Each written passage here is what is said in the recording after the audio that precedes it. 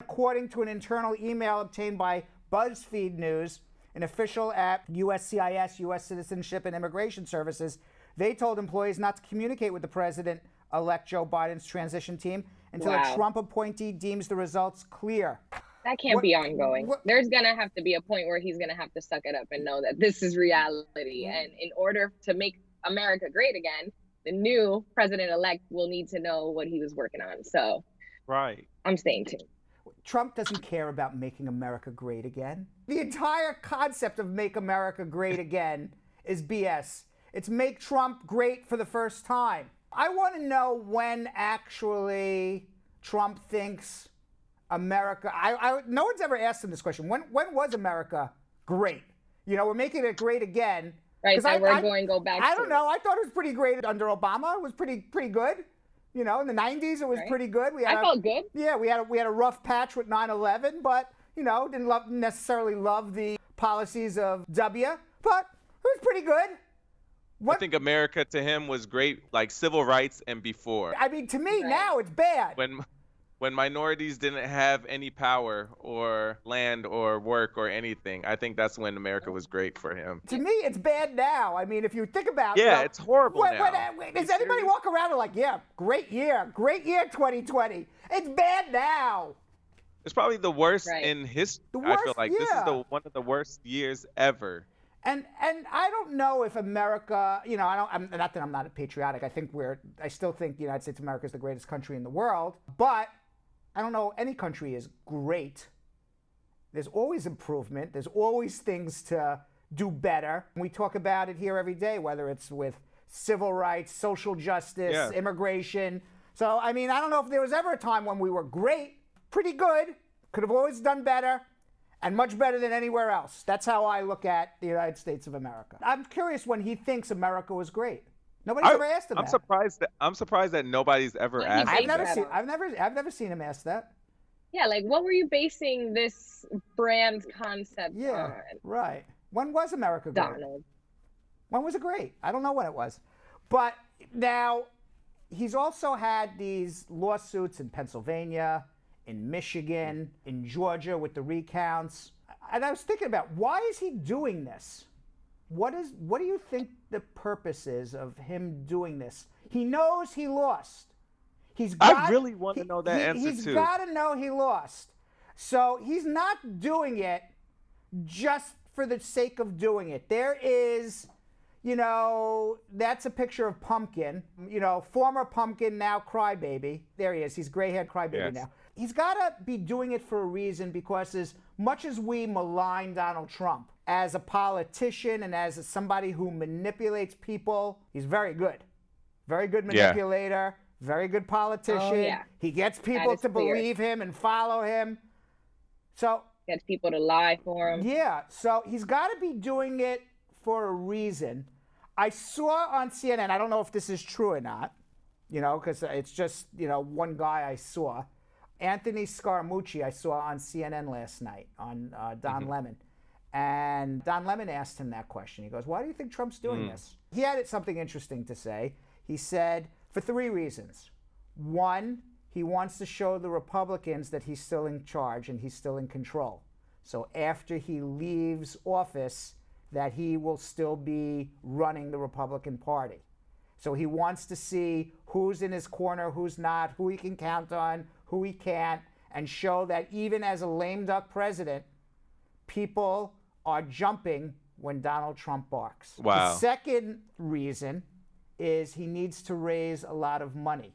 Now, there's been a lot of articles, especially an expose in the New York Times, about how much debt he is in, and that he actually ran for president because he was in debt. He got in debt because after The Apprentice, he owes like $400 or $500 million apparently, according to some articles in the New York Times.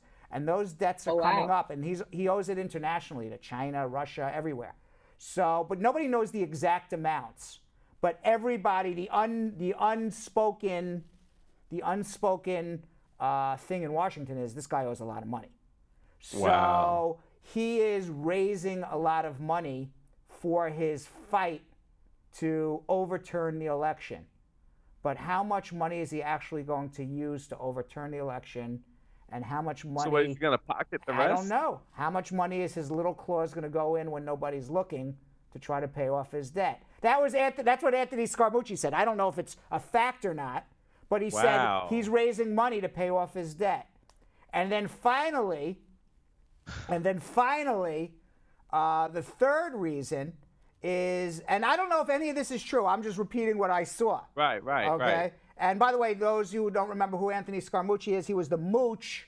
He was the guy who was the communications director for Donald Trump for like 8 days. And he was screaming and yelling at everybody. If you remember, little short guy screaming and yelling at everybody. And the last thing he said, so I guess he knows a little bit. He was in the administration for 8 days, so he knows more than us, obviously. Right. And the last thing he said was that Trump is honestly scared of all of the investigations that are going on around him in the U.S. Attorney's Office, in the New York State District Attorney's Office, the various civil litigations that he's going up against. There's 7 different civil litigations. We know of at least 2 criminal investigations, one by the New York State Attorney General, one by the Manhattan District Attorney. There could be others that we don't know about. As part of the Mueller report, Mueller said that Trump may have done something illegal and criminal, but he can't be charged as a sitting president. But maybe somebody's looking into it after he's no longer president. We don't know. He won't have that. He won't have that safety net. He won't have that safety net. He's not protected, right? Right. So what protects him? The only thing that protects him is his political buddies. So he has to stay in control of the Republican Party to avoid going to jail. But you know what happened? In my opinion, you know what's going to happen? He's not going to have power anymore, and people are going. You know, I'll tell you what. Want to know an amazing thing that happened this week? Okay. What? 2 things. Two things. Something good, Brad. Make it good. Yeah. 2 things that Donald Trump said why he should be president of the United States. Don't vote for Joe Biden. He said, if you vote for Joe Biden, the cities are going to be in flames and the stock market's going to crash. Those were his 2 big things. Vote for me for the economy, the stock market, and the city's going to be in flames. You know what's happened since Joe Biden became president? People were cheering. People were dancing. There's no flames anywhere.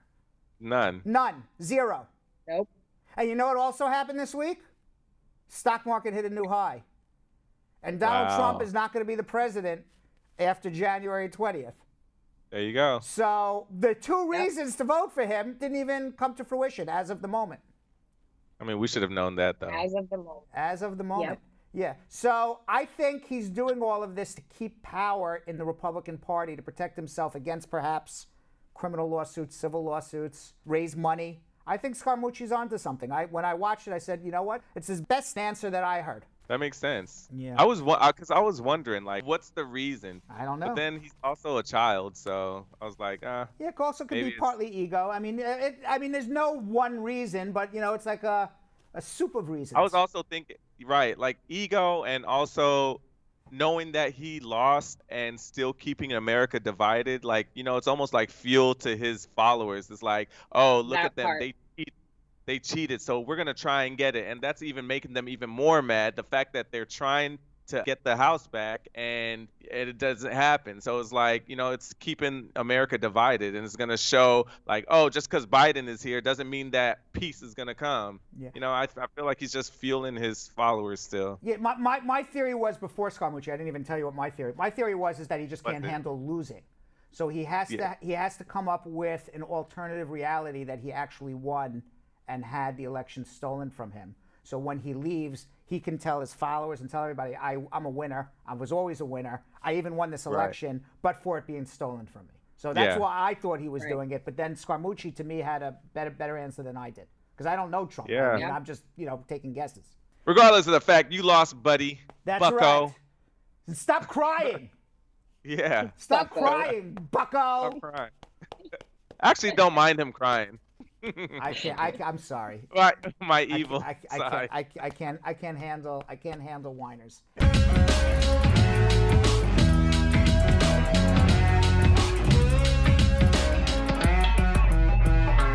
Thanks for watching. For more Brad Show Live, like and subscribe to our YouTube channel.